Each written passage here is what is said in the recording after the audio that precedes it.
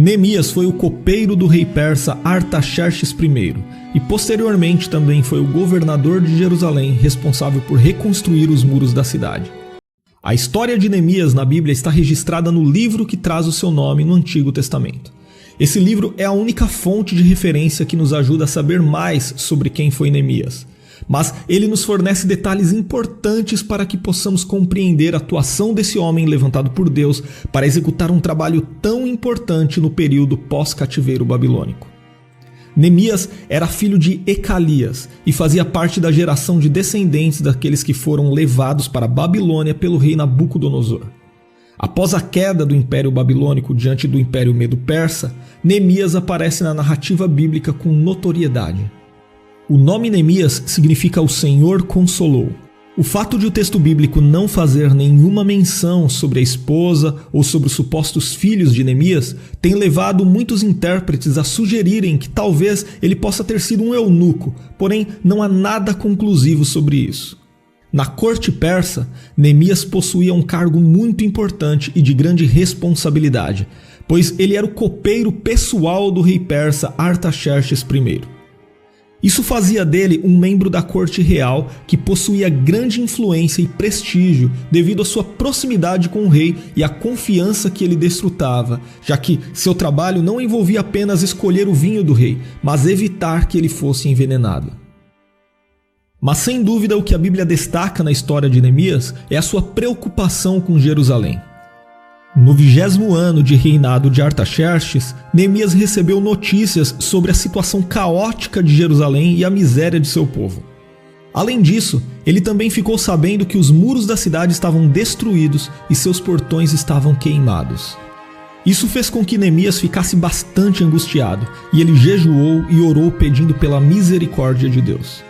Um tempo depois, enquanto Neemias servia na corte, o rei persa percebeu a tristeza no semblante de Neemias e lhe perguntou qual era o motivo de sua tristeza. Neemias explicou seu problema ao rei e conseguiu dele a permissão para retornar a Jerusalém e reconstruir os muros da cidade, além também do material necessário para tal empreendimento. O texto bíblico, inclusive, deixa bem claro que tudo isso aconteceu porque a mão de Deus era com Neemias. Então, após obter a autorização necessária, Neemias partiu para Jerusalém. Naquela época, os muros e os portões de uma cidade simbolizavam sua força e dignidade. Daí se percebe a importância do trabalho pretendido por Neemias. Ele foi nomeado como governador da província de Jerusalém. Mas a Bíblia também descreve o interesse do rei persa no retorno de Neemias. Então, inicialmente foi estabelecido um prazo para que Neemias cumprisse a tarefa e depois retornasse ao palácio. Neemias levou consigo todos os documentos que garantiam a legalidade de suas ações. Porém, mesmo assim, ele precisou enfrentar grande oposição. Na verdade, desde os tempos dos reinados de Ciro e Dário I, houve muita oposição contra a reedificação de Jerusalém. Essa perseguição aos judeus também foi vista nos reinados seguintes, como no reinado do rei Assuero e também no reinado do próprio Artaxerxes I. A grande oposição contra o trabalho de Neemias partiu da parte de Sanbalate, o Honorita, Tobias, o Amonita e Gesem, o Arábio. Esses homens poderosos e astutos tentaram a todo custo prejudicar Neemias. Essas três pessoas, juntamente com seus aliados, afligiram insultos e zombarias contra Neemias, arquitetaram ataques armados contra ele, planejaram uma emboscada para capturar Neemias e fazer-lhe mal, plantaram notícias de que o motivo real da reconstrução dos muros era uma suposta rebelião dos judeus contra a Pérsia e, inclusive, tentaram induzir Neemias ao erro, fazendo com que ele pecasse por entrar num lugar que só era permitido aos sacerdotes, para que assim pudessem infamá-lo, desacreditando-o diante do povo. E como se não bastasse a forte oposição externa, Neemias também precisou lidar com a oposição interna, causada especialmente por problemas econômicos e sociais que levaram a população de Judá à beira de um colapso. O contexto histórico daquele momento explica a razão dos problemas internos. Judá estava isolada comercialmente, e os trabalhos no muro fizeram com que a produção de cereais caísse, já que os camponeses estavam envolvidos na reconstrução.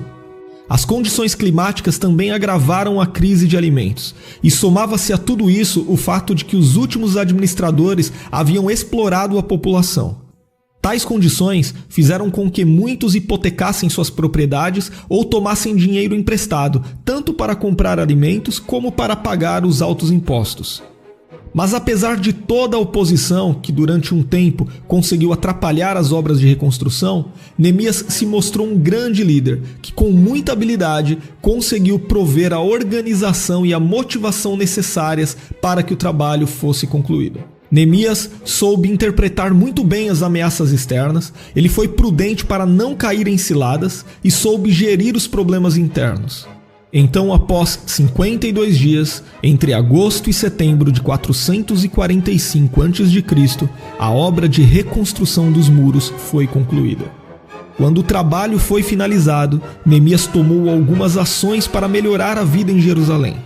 Ele estabeleceu alguns funcionários e lhes delegou autoridade para que pudessem contribuir com um governo mais justo naquela província. Neemias também implementou uma estratégia de proteção da cidade ao ordenar que entre 10 judeus deveriam residir dentro dos muros da cidade. Ele trabalhou para corrigir vários abusos que existiam no meio do povo através de um programa de reformas.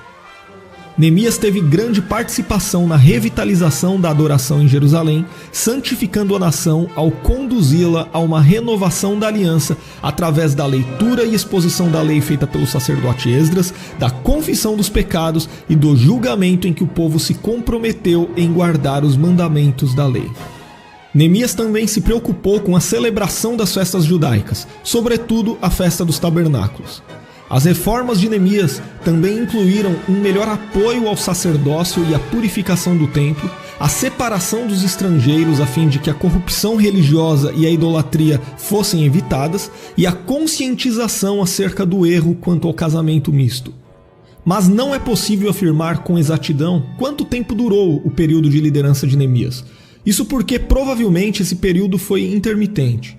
Como já foi dito neste vídeo, sabemos apenas que inicialmente seu período de liderança em Jerusalém teve um prazo fixo estabelecido, começando no 21º ano de Artaxerxes I. Talvez esse prazo tenha sido prolongado devido às demandas em Jerusalém. Depois, nós somos informados de que no 32º ano de Artaxerxes, Neemias retornou à Babilônia para ir ter com o rei, e ao cabo de certo tempo, ele conseguiu nova liberação para voltar a Jerusalém. O problema é que não se sabe quanto tempo durou esse período em que Neemias esteve ausente de Jerusalém. Também é interessante saber que, pelo menos durante algum tempo, Neemias foi contemporâneo de outros personagens bíblicos importantes, como Esdras e o profeta Malaquias. Outra questão muito discutida é sobre a relação entre os ministérios de Neemias e Esdras, sobretudo no que diz respeito a quem chegou primeiro a Jerusalém. A tradição sempre afirmou que foi Esdras o primeiro a chegar em Jerusalém, mas algumas interpretações modernas tentaram contestar essa afirmação invertendo essa ordem. De qualquer modo, o conteúdo do livro de Neemias aponta para a sugestão mais tradicional e é amplamente aceito que Esdras foi o primeiro a chegar a Jerusalém. Mas Neemias e Esdras aparecem juntos em algumas ocasiões, como na leitura da lei e na dedicação do muro da cidade. Por fim, nós podemos concluir o nosso estudo falando sobre o exemplo de Neemias. Neemias foi sem dúvida um homem de caráter. Ele é descrito na Bíblia como uma pessoa de oração e Deus abençoou seu trabalho poderosamente. Neemias era um líder talentoso e carismático que expressava um patriotismo inspirador. Neemias era íntegro, rígido com relação à justiça e demonstrava grande humildade, bondade e piedade. Ele possuía uma fé verdadeira no Deus de Israel e era especialmente comprometido com o zelo pelo culto ao Senhor. Diante de tantas afrontas e perseguições, é inegável que Neemias foi um homem determinado, concentrado, dedicado e persistente. Por ser um líder nato, ele conseguiu transmitir tais características a ponto de formar um grupo que, juntamente com ele, não desistiu da obra que deveria ser realizada. Então, com base na história de Neemias, nós percebemos que ele era uma pessoa de ação. Impulsionado por sua fé, ele não ficava apenas esperando que algo sobrenatural acontecesse. Antes, ele se esforçava para fazer o que tinha que ser feito. Quando estudamos sobre quem foi Neemias, certamente podemos enxergar que ele foi um homem de Deus levantado estrategicamente no momento certo para cumprir a tarefa que lhe foi comissionada.